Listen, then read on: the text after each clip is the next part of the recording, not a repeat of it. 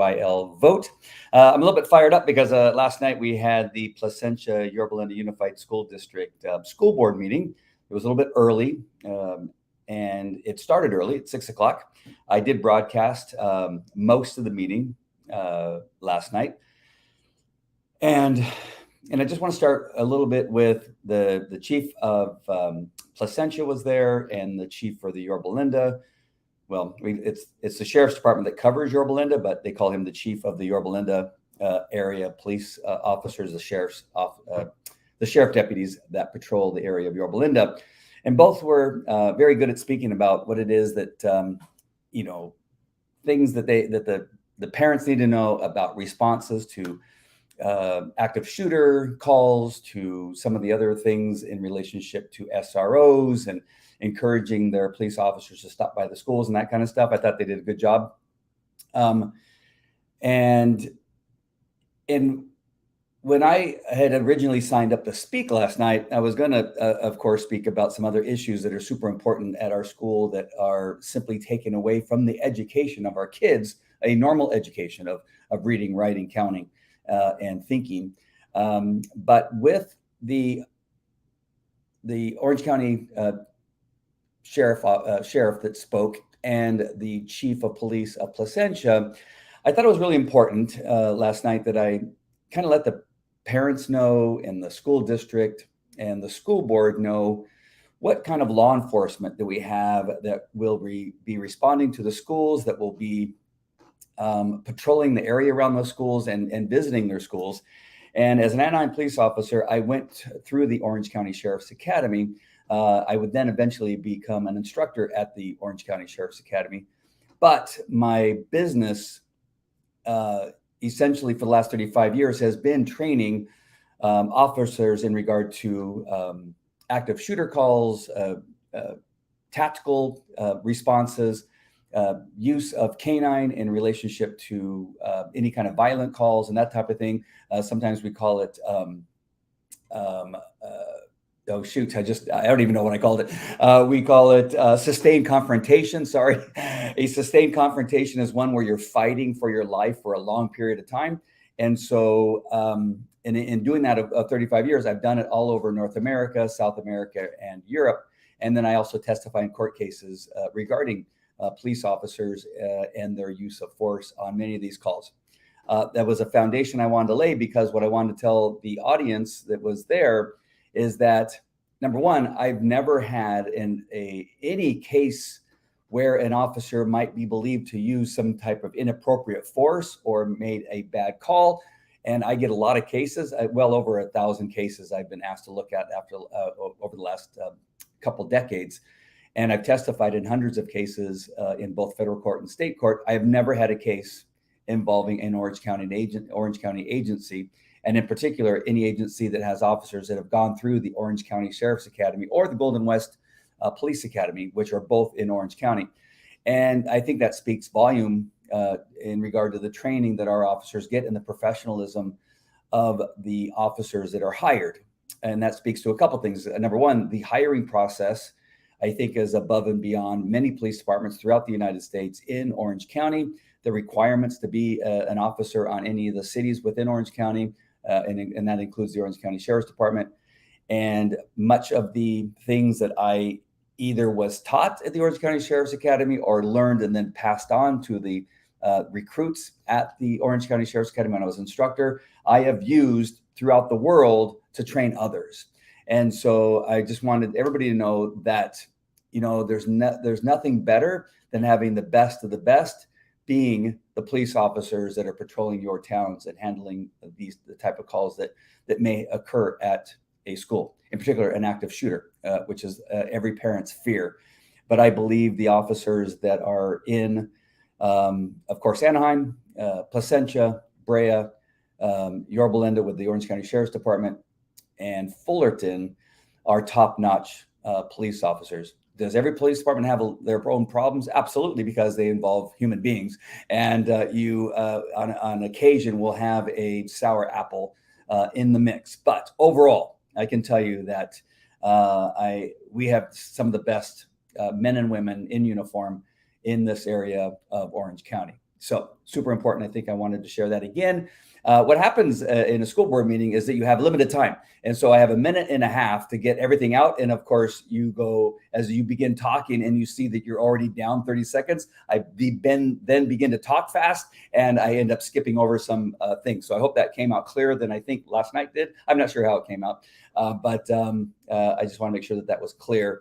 The other thing that I suggested, well, one thing that we need for sure is SROs in every school in Orange County, every school, not just one in a particular area, like or a particular region or area of our school district that goes to a bunch of different schools. But of course, what's going to happen is when that SRO is at Yorba Linda Middle School, then an incident at Yorba Linda High School is bound to happen. And then he's going to have to now find his car, get in his car, and then drive the mile or half a mile, the distance it is to get there.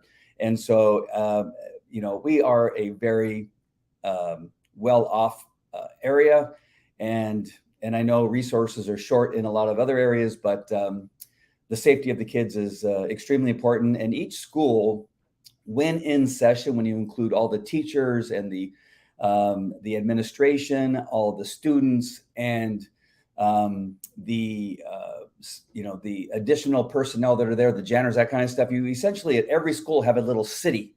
And for there not to be an officer within that little city, I think is a mistake, because anything can happen. Anything. We had a teacher bring a gun to school and commit suicide in one of the schools here in our district last school year. So you have to understand what it's like. We have fights, we have gang fights, we have drug use, we have drug sales, we have a lot of things that happen in each one of the schools, because like I said before, you have a little bit of what would be essentially a city during school hours. As soon as the first person arrives, it just is a living, breathing community that needs somebody that's there, that is of an enforcement level with uniform, badge, gun, arrest powers, and a radio for help when necessary. So I think that's a big mistake. The other thing that I brought up that night or last night was that what schools don't do enough of is connect with the police department and give them a time each month, and quite possibly each week, that a unit can come to the schools and conduct training in the schools. And I'm not talking about just active shooter. It takes a long time to set up an active shooter scenario training day for all the personnel to get off and adjust their schedule so they can be there. And so that is great to have an active shooter scenario day where they spend an entire day setting up a training scenario where everybody can be trained on their role in the case of an active shooter. That is amazing.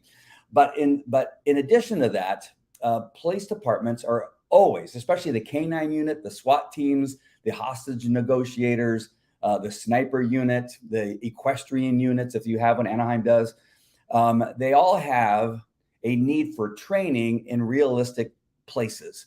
And every school has, when school is out and nothing else is happening, in the evening time, when sports are over and all the classrooms are empty, say between 8 o'clock at night and 2 o'clock in the morning, when they could use these facilities for good sound training of any kind. They can have 4 officers could come in and do a building search scenario. A training officer could bring a young boot officer or a couple of young boots over there to a school and say, all right, what we have is a burglary occurring in the east portion of the school.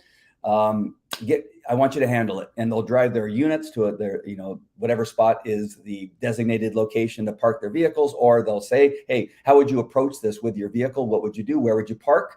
And then what would you do after that? And they can run these scenarios. It doesn't have to be hours long. It could be everywhere from 30 minutes to 2 hours that they could use the cafeteria, 2 or 3 of the classrooms, the band room, the theater there at El Dorado, to the stadium. I mean, there's just so many things you can do, which we did in K-9 training. But, in Anaheim, we rarely were able to use the school. There was always somebody that an attorney got involved, or somebody said, no, we don't want the cops there because it looks bad. They had some whiner. But I know in Orange, we use a couple schools in Orange all the time. And I'm telling you, although as a police officer with Anaheim, There was one school that we were at training enough. I could literally walk through some of the rooms with my eyes closed and be able to work a dark scenario where I would be able to get through the room and safely and tactically in a low lighting scenario. Not to go too much in police training, that kind of stuff. Sometimes you might want to enter a room with no flashlight and no lighting and allow your eyes to adjust so that the suspect doesn't have the advantage of seeing you with your flashlight, seeing you trying to guide your way with a torch, trying to get through the room.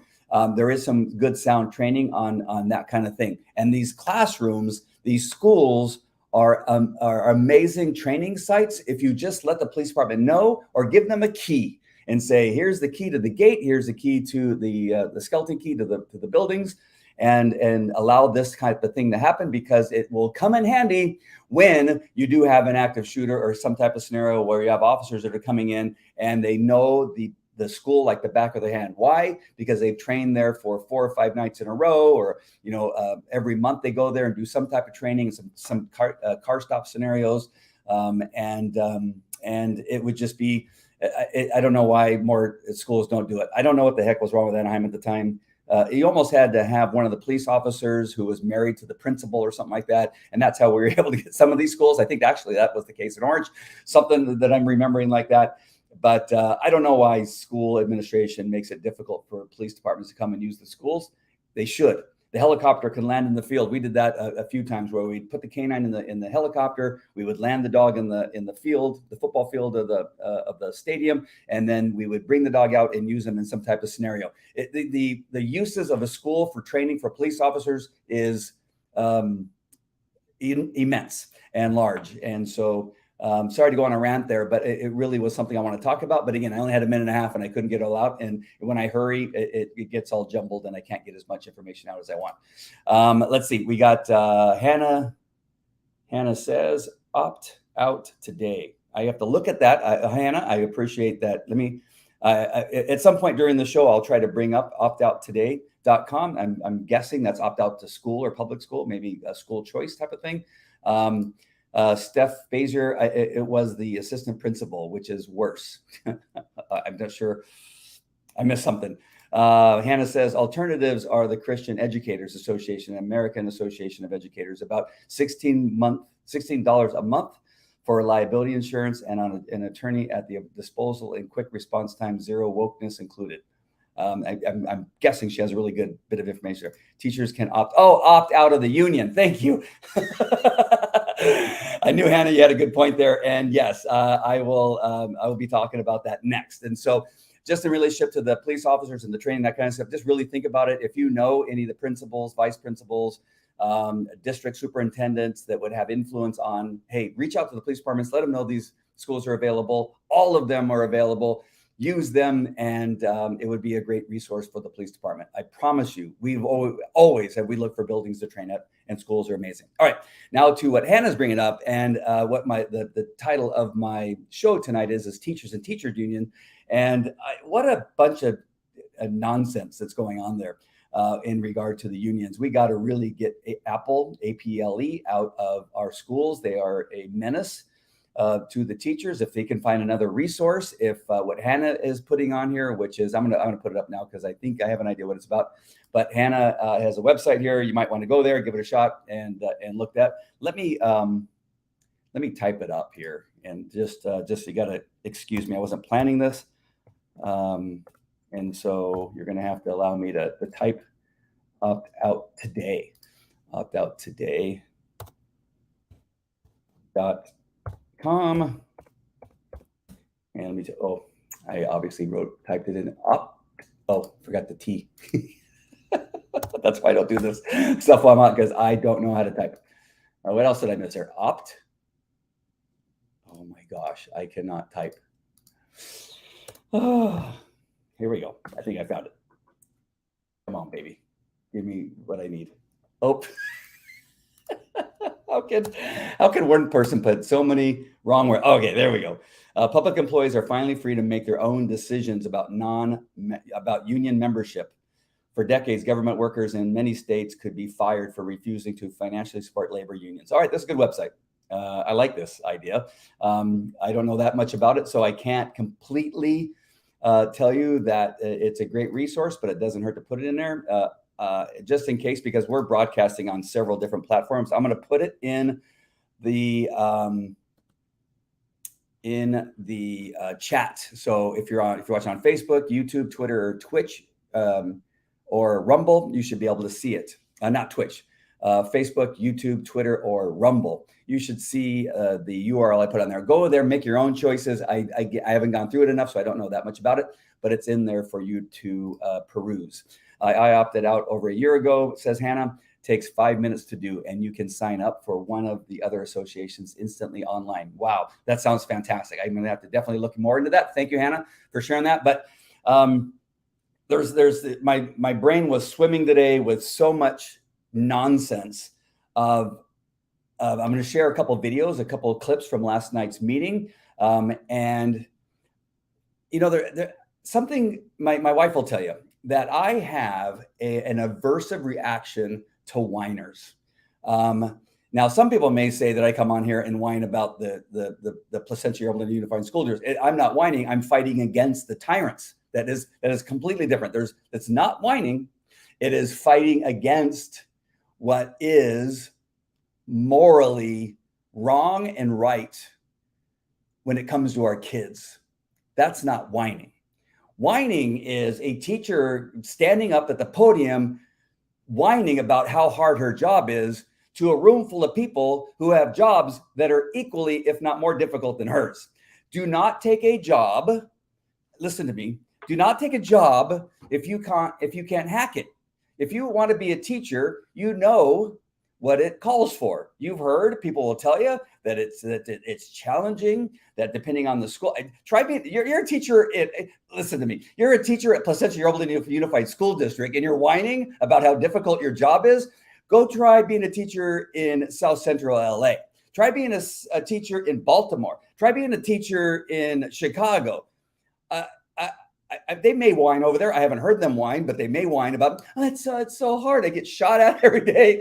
I get people throwing rocks at me. Kids are dealing drugs while I'm trying to teach class. Outside, when I was driving out of the school parking lot, I had to duck because they were shooting at the gang members that were parked in the parking lot. There's nothing more. I cannot stand whiners about their job. One thing I have heard a couple cops whine, and I hate that too, is that you're telling me, and I was telling my children this the other day because they were whining. One of my sons was whining about how stressful it was driving a car. He's 16. He's going, I don't know if driving a car is so stressful. And I looked and I said, son, you have no idea what stressful is. You're 16 years old. You're about to turn an adult. If the driving from our house to 24-hour fitness is too much for you, you're going to have a really big problem when it comes to driving to work and then taking on a 10, 14, 16-hour day. If you don't become a cop, because we often work, our hours at Anaheim Police Department were 12.5-hour days that would turn into 14-hour days that sometimes would turn into 16 or 18-hour days. And each call you went to, you didn't know if you were going to have to fight with somebody, if you were going to get shot at, if you were going to see somebody with their head cut off. A couple calls I went to, there was a baby that was in a car that was caught on fire, and I tried to get the baby out. I nearly caught fire myself. And then I sit here yesterday and listen to a teacher whine about her job. Quit. If you don't like your job, quit. If you don't like how difficult it is, quit. If you don't like how it's run, quit. Or go to South Central LA and get a perspective on how difficult maybe that teacher's job is. But we had that. That's what we had last night, was a teacher. And let me go ahead and play that now. I think I have the right one. I don't have name. I have a bunch of clips here, but I could not put names on each one of them. So let's hope that this is it. Let's hear what she has to say and how difficult her job is. Hello, I'm a parent of 3 in the district and a teacher. I consistently speak on the key to maintaining an excellent school district, which is with excellent teachers. As a former charter school teacher, we didn't have a union. My colleagues and I consistently worked 12-hour days and weekends, providing direct instruction, writing lesson plans, communicating with parents, grading. The list is a mile long. Being a great teacher is one of the hardest jobs in the world.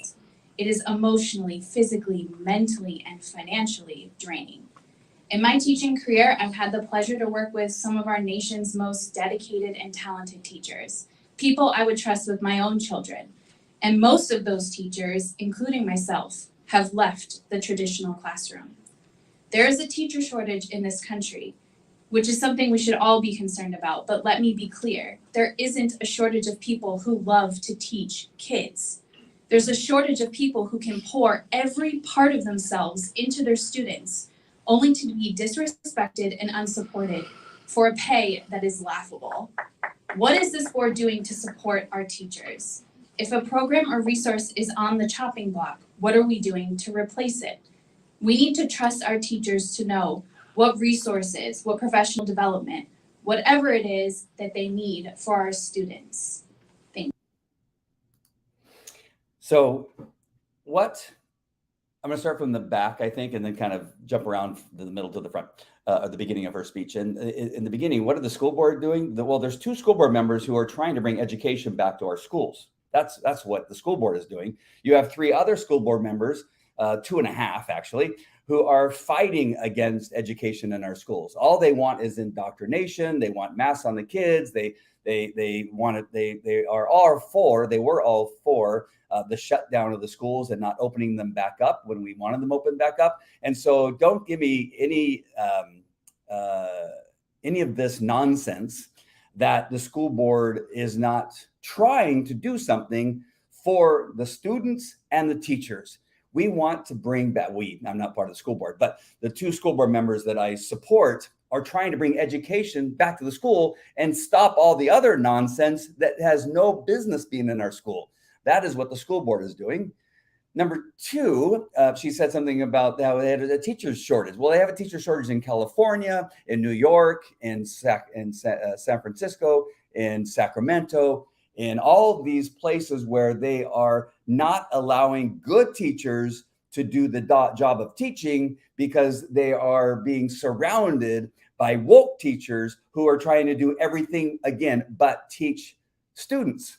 And so the teachers that I know that have left Placentia Yorba Linda Unified School District, the ones that I know, which is several, I want to say 4 or 5 that I know that were there last year but are no longer there. Where were they going? They were going to Texas, Tennessee, and Florida because they wanted to go to a place where they weren't being bombarded with this nonsense, indoctrination, CRT, and LGBTQ and gender BS that the other teachers and the teachers union are pushing, and the other 2 school board members are pushing on our schools. That is why we possibly have a teacher shortage. And so when she talks about a teacher shortage, they brought it on themselves. People like her, who obviously are too busy whining to do a job of teaching. I am more than happy to be one of the supporters of paying our teachers more, as long as we're no longer getting teachers from Cal State Fullerton, Chapman University, Biola College. Those 3 universities need to be barred from the list of teachers that we hire from. They have come there. The students and the teacher students have come to our Placentia Urban Unified School District and spoke out against parents who want education back on our schools, who want to bring U.S. history back, real U.S. history back to our schools, real math, real reading, real writing, and bring the grades up. And you have these students from Chapman University, from Fullerton, Cal State Fullerton, and from Biola College coming over and sticking. They don't even have kids that go to our school. They probably don't even live in our school district. And they were coming there speaking against good, proper education in our schools. So that's what we need to do. If we need teachers, let's pay them more, but not let's get them from schools that actually teach teachers how to teach, not how to indoctrinate. Super, super important. And then the other stuff was just whining about nonsense and how hard it is. That's just the hardest job in the world. You got to be kidding me. Go put on a fire suit and go into a building that's on fire. Tell me how hard your job is when that is happening. And again, if you don't like it, stop teaching. You obviously are in the wrong profession.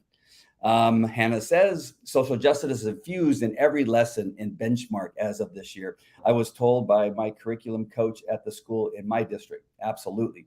Hannah, you're on a roll, Hannah. Thank you for joining me. All right, I'm going to get rid of this one. I'm sorry, I'm going to pop this back up. I just want to make sure I'm getting rid of the right one. Hello. I'm going to get rid of this one, remove from the studio so I don't do it again. Here is a teacher who is pro-union.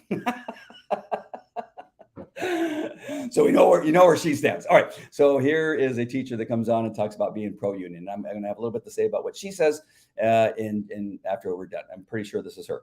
Please let it be her. Good evening. My name is Karen Alexic. I am here tonight speaking as a teacher of this district. For 26 years, Brookhaven Elementary has been my second home. I am also a proud member of Apple. As of last May, PYL-USD employed approximately 1,129 teachers. 1,038 were members of Apple. Around 92% of teachers in this district are members. On my shirt is our motto, "Your child matters." Daily, teachers demonstrate this. I've compiled a few examples. Schools across the district adopt families for holidays. We support the Reach Foundation Shamrock Run every year. We provided 3,000 bags of materials and food to our community during COVID. Members donated toys to our military families. We provide scholarships for high school seniors. We donated money to provide yard signs for seniors graduating during COVID. We donated funds received to the Gear Up program. As part of CTA, we advocate on the state and national levels for increased funding for public education so that all students have access to a great public school with the resources they need to be successful. We are Apple, and we are your children's teachers. We share the same goals. All students should have the resources needed to succeed. Let's work together and get back to what we do best, supporting and celebrating our students. All right, let's visit a few of the things that she said there. And in particular, one of the things that really stands out to me is that she named off 4 things before she got to educating kids. What are they, a church? She's talking about the money that they're using to give to all these programs. And I'm listening to her last night. I'm listening to her. I'm going, you're a teachers union. What does this have to do? And again, we have other organizations that will give gifts to the military kids. I think that's a fantastic thing. But why is the teachers union? Why do we have a teacher on just a minute ago talking about our wages are laughable? And yet I don't know what the fees are that they, the dues are that the teachers have to pay. But you're taking dues, you're taking money from the teachers and you're giving it to something other than education, other than the things that this lady that spoke before said that she has to pay out of her own pocket. None of this makes any sense. You have one person come on and say how horrible it is being a teacher, and then you have this teacher coming on talking about how lovely the teachers union is, and she names off 4 things first, not education first. You would think education would have been the first thing. You know what? As a teachers union, we want to make sure that the teachers and our union supports proper education, teaching our kids how to read, how to write, how to count, bringing these grades up. Right now, our grades are at a place that are below 50% in how well they're doing. They're below the 50 percentile of the rest of the country. I'm sorry, I'm losing my words here, and I'm hoarse because I'm yelling. But does that make any sense to you that she is sitting here saying, look at all the wonderful, look where we're putting all the dues towards, all the money towards, and it's to other things that have nothing to do with education. I don't care if you're wrapping presents for the foster kids on the weekend. I don't care if you're doing these other things. Do that on your own time and do it with your church. Do it with the organizations that are responsible for doing those things. But when we're talking about a teachers union, we want a teachers union and our association to do whatever it takes to find great teachers, supporting them to make sure that their classrooms have the educational tools that teach the kids above 70%, not below 50%. That is not anything that she talked about in the beginning. At some point, she got to education, but it was about money. right? They're always talking about money. We need to raise more money. We're going to bring in more money. The state's giving us more money. We're going to get more money out of the teachers. But nothing about how the teachers union helped teachers bring up the scores so that even the lowest score was above 50%. How about that for a change? We saw the stats last year of where all the students were, and it was horrific. It was miserable, and they should be ashamed of themselves that while this is happening, they're giving money away to other things, other organizations not associated with bringing up grades for our students and making sure that teachers were given the equipment through the union. Why isn't the teachers union saying, all right, what is it that these schools need and how can we help you? No, we don't. We're giving this money to the adopted kids organization in South Central LA or San Diego. No, we're going to Camp Pendleton and we're doing these presents so that we look fantastic. It's all about me, and about us, and nothing about what it is that they're supposed to be doing. And that is assisting the teachers, educating our kids and supporting them in that way, not other organizations, and wasting the money in a place where it is not really important when it comes to what a teachers union should be. I don't care. And they're going to come out, you don't care about it. You have no idea what I do in relationship to these other organizations. There's other places that give to those. My church does an amazing job. The churches that I go to, more than one church, but the churches I belong to do an amazing job for foster children. I give money to my church because I know that they're going to give it to foster children in Orange County. I give money to my church because I know they're going to build schools in places where they need schools built in other countries, because they told me that's where they said, you know what, we're raising money to build a school in India, in Africa, in Mexico. And I freely give money to them because that's where I want my money to go. When teachers give money to the teachers union, what they're hoping for is support and somebody to have their back when they need the tools and the support to teach the kids that are under their tutelage at each one of the schools that they teach at. Not for you to give that money away to other people. She tried to, oh, look at us. Look how great we are. Oh, Apple needs to go away. And you need to go to this, Hannah's place. I'm going to put it up again because I'm excited. You're going to go to, I think the people are crazy. We have some incompetent people running the teachers union and at least 2.5 members that are incompetent on our school board. So go to optouttoday.com. So far, it looks good. Again, I can't completely give it my endorsement. I have to look at it more, but it sounds like a great place to go for me. All right. So now let's hear from a student and from a mother about how great the teachers are doing. And now I'm going to tell you for sure that, and this is another thing I want to make sure that people understand about why I'm in the school district, number one, and why I fight so hard at the school board meetings, because I know that this school district is actually one of the better school districts in the country for some reasons. Other reasons, it's just as bad as the rest.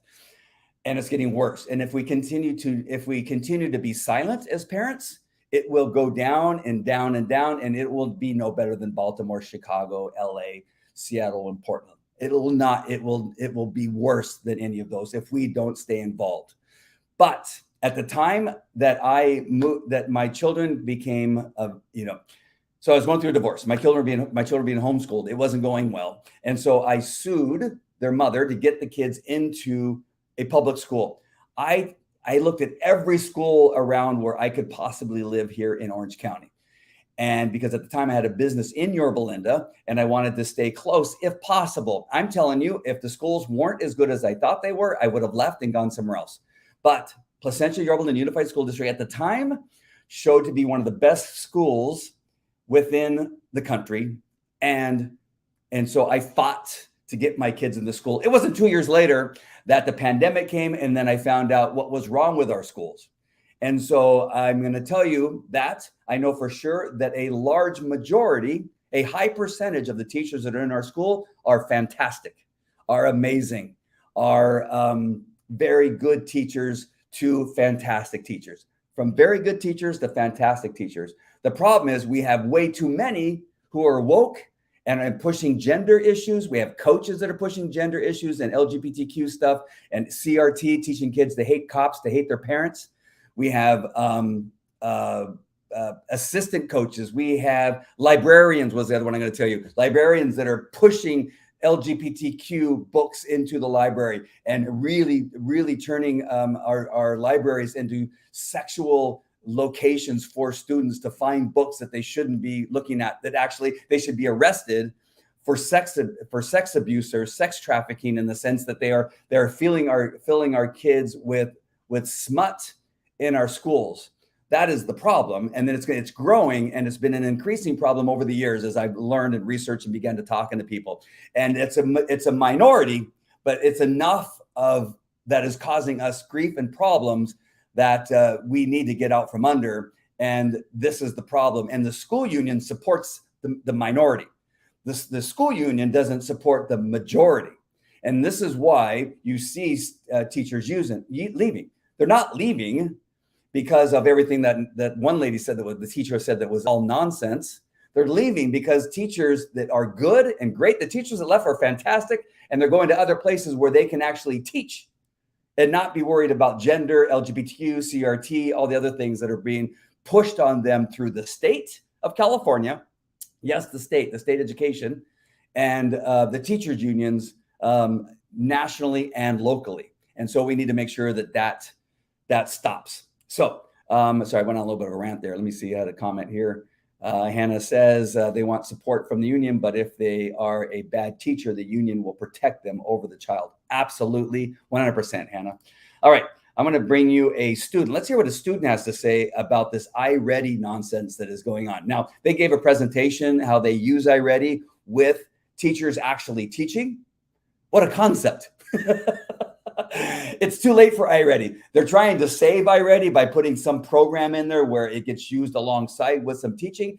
It's too late. We've seen what happens in iReady. We see what is available in iReady, which again, it visits the LGBTQ. I shared that on a previous show that I did.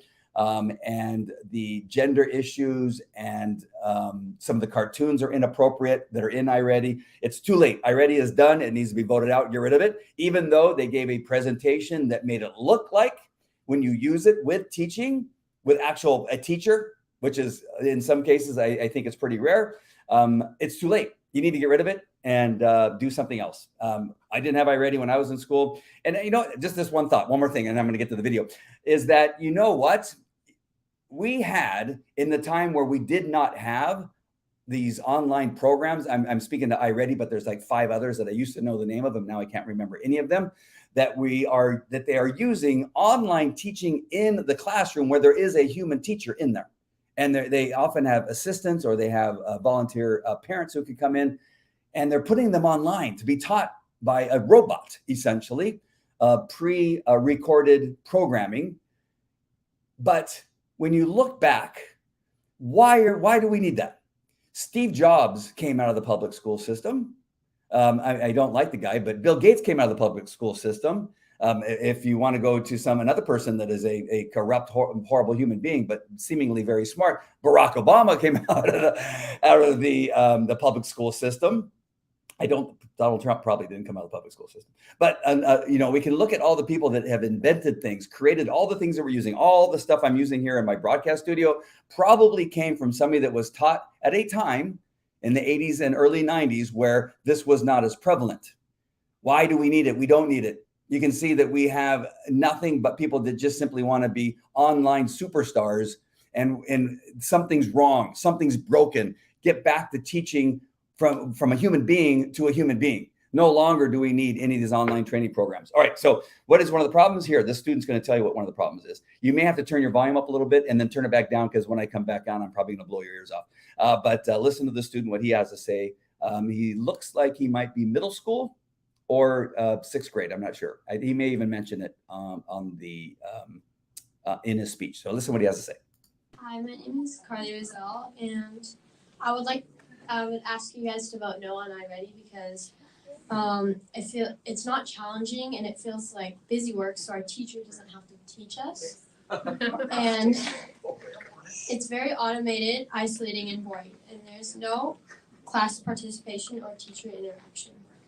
The purpose of iReady was to make education for students fun, but it's not fun at all. And if you don't complete enough time, you are required to stay in for recess. Sometimes we don't have recesses at all because of this tedious program. Taking away all of our recesses is very unfair to students. I ask that you vote no on iReady so students can have more fun at school, and which would promote positive associations with school and students. Thank you for your time. Nice. That was a good speech. So he says that there's no connection to anybody. Again, do we not have enough warnings that children are on their devices far too much as it is already when they go to school and just simply get back on another device? Do we not already know the harm that we're doing with our kids by having them on these devices far too long and spending time not in reality? What he said was very powerful when he says, we don't have any interaction with people. We don't have any interaction with the teacher or any of the other students. We don't go into discussions. We don't do anything. And the program that they talked about where they used iReady along with 2 different teachers and they rotate around from teacher to teacher to then iReady, you see what the important thing, maybe the reason it's successful is not because of the iReady. That's kind of a holding pattern or a parking spot until they get back to the face-to-face human contact and interaction with the other students where they interact and talk with one another. That's where the power is. So why not put a 3rd human being instead of iReady, and you will see this program go through the roof. Now, I'm not a genius, but I've trained at the academy. I've trained thousands and thousands of police officers, and one-on-one communication, interacting, sharing stories about what works, what doesn't work with other people in the room, and having a holistic and a whole discussion about something, which you can't with a computer, is far better than not having that conversation at all and having your face in a computer like what this child is talking about. And then they're punished when they don't finish the lesson on the computer, and the recess where they are again being denied interaction and communication with other human beings to sit down during recess with a computer. These teachers that do this need to be fired, and they just need to get out of the business. They need to go and clearly do something else. The school board members who support this, the superintendent who's going to attempt to keep this in our schools, need to move on. If they do not work this out of our schools, all the online training program, then we need to fire some people, and we need to vote people out of office that continue to push this nonsense with our kids. As that student said, is that he cannot interact, he does not interact with the teacher, and he gets punished by being held inside with his face in a computer so that he can't go and interact with other human beings. That is ridiculous. That is child abuse. And the teacher should be arrested for child abuse. All right, now let's hear one last one. And this is what is this? I'm gonna have to put it up. It's a good one though, because I cut it out. So here, let's do it and I'll comment after it's over. I'm sure it'll come back to me as soon as I hear what she has to say. The last 5 weeks of school, my 11-year-old son had to select a book to read, and the teacher had a specific selection of books she recommended for them to read. As a straight A student, my son, of course, selected a book she recommended. When he came home from school, he said he needed me to buy him this book, Orbiting Jupiter. I asked what it was about, and he said he didn't know, but his teacher said it was good. So I looked it up, and it was about a 14-year-old boy that was just getting out of juvenile hall to go live with the foster family because he had attempted to kill his teacher after taking drugs in the restroom. But that's not what the story is about. It is about the 14-year-old boy trying to find his daughter that he had had while he was in juvenile hall. So I emailed the teacher and asked for her recommendation books so we could pick out a more appropriate book. She never emailed her list of recommended books. I'm not sure why, but she never emailed it. However, she did email me back at the end of the next day, reiterating it was his choice. But remember, he's a straight A student, and he knows to get an A, he should pick what the teacher recommends, because I'm a teacher myself. I don't know why I forgot, but 11 years old. You have a teacher who is a trusted adult that we've been taught since I was a kid, that teachers, police officers, and doctors, and I'm sure there's not your parent, obviously, are the trusted adults. Those are the people you go to when you're in trouble. Those are the people you go to when you have a question, and you listen to their advice. And in many cases, you were told to take their advice. So you have an 11-year-old child who goes to a teacher, what book do you recommend? And this is the book she recommends. This is the teacher I'm talking about that has no place in our schools. And this teacher is in one of our schools here and recommended to the 11-year-old a book about a 14-year-old who threatened or attempted to kill his teacher. But the story's not about that. It's not about that he's a drug dealer and dealing drugs in the bathroom. The story's about him and his pregnant girlfriend that he impregnated while he was in juvenile hall. On what planet does a competent teacher, a teacher that is teaching our kids here at Placentia Yorba Linda Unified School District, on what planet is that teacher considered a good teacher, a trusted adult that suggests that book to 11-year-old? These are the these are the teachers that need to go. I don't care what our shortage is. I'd rather have a shortage with good teachers remaining than a shortage with only bad teachers remaining, because that's what's happening, is that we have the good teachers that are leaving because of nonsense and morons like this teacher that recommended a book to this 11-year-old about a 14-year-old that threatened to kill the teacher who sells drugs and impregnated a girl while he was in juvenile hall. Now, I don't think you have to be a parent to understand why we are so upset. I think just as a human being on this planet, and if you have any moral standing at all, any morality in your soul, that you don't understand why the parents are at the school board meetings where they should be, and we need more of them. Last night, it looks like a bunch of the woke teachers and the school, the teachers union had encouraged a bunch of people to come there to cheer on their woke nonsense that was being spoken from the podium and lies that were being told. There are other videos that it would have caused me to be on for 2 hours. And these are the highlights, and I just want to address these things when it comes to teachers. We need to support good teachers. A good teacher would have said, would have come, that book, I don't know where that book came from. Did she bring it from home? See, here's one of the problems, is that we may have a curriculum that's accepted and allowed by the school board that has gone through it, and maybe even a good superintendent may go through and say, okay, school board, this is our curriculum. This is what it looks like. The teacher has to on week 1 needs to teach these things. On week 2 needs to teach these things. The critical task at the end is that they're able to, use, punctuation. They're supposed to be able to recall stuff and blah, blah, blah, blah, blah, right? And you have all that stuff. Well, you take good, sound curriculum and you give it to a teacher like the one that was just spoken about, and they bring their own crap to the classroom. And this is where everything begins to go wrong, because we can't see. We need to continue to work to put cameras in the classroom. The good teachers will not care the classrooms or that cameras are in the classroom. The good teachers will not care. Just like good cops don't care that cameras are in the police units and on their body. Good cops do not care, because good cops want you to see the nonsense that we go through, just in case the person says, hey, the officer punched me in the face for no reason. And when in fact, when the video will show that it was for a good reason, not for a bad reason. Same thing with a camera in the classroom, is that a camera in the classroom is I'm sure a welcome thing, a welcome tool for good teachers. But it's the woke teachers, it's the teacher like this one who obviously does not want cameras in the classroom, because she won't bring her own nonsense into a curriculum that was fantastic when written, fantastic when handed out and told by the teacher, but then she brings in something else that is off the curriculum and says, oh, read this book. It's fantastic. It's about a kid who attempts to kill the teacher. What?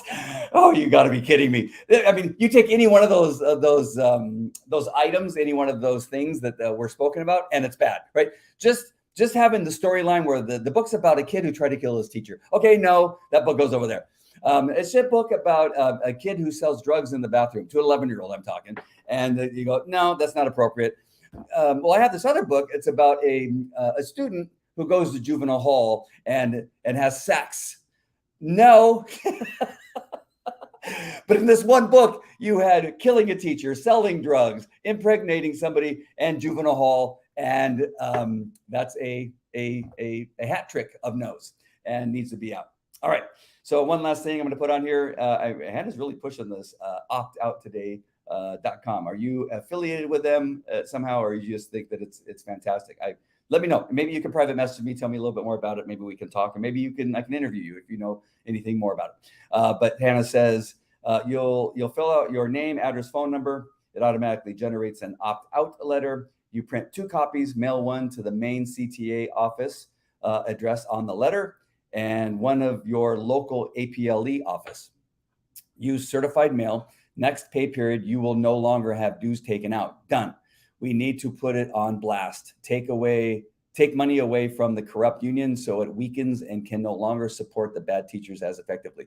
Sounds good, Hannah. I'm going to look into it some more. So far, I agree with Hannah. So far, I think we should do exactly what she says. But if anybody runs into something that just doesn't seem right, or they're trying to take money from you or anything like that, let me know, Hannah. I'm not telling you I don't trust you, but I don't know you, and I don't know anything about this website. So I hope that disclaimer is understanding. Look into it for yourself. Make a decision, an adult decision for yourself if you're a teacher, or if you're a parent, and forward it on to your favorite teacher at Placentia Yorba Linda Unified School District if you feel the need to do so. But I cannot say right now that I support it in the sense that I know that it's good or bad, or I'm just right now don't know. But so far, what she tells me, it sounds good. All right, my friends, off to the races down at Costa Mesa, motorcycle races, taking my boys to go see some cool stuff tonight. So I love you guys. God bless. And next broadcast, what I hope to be talking about is something that got talked about last night, and somebody went off about Christians on the school board and some other stuff, and teachers that are Christian.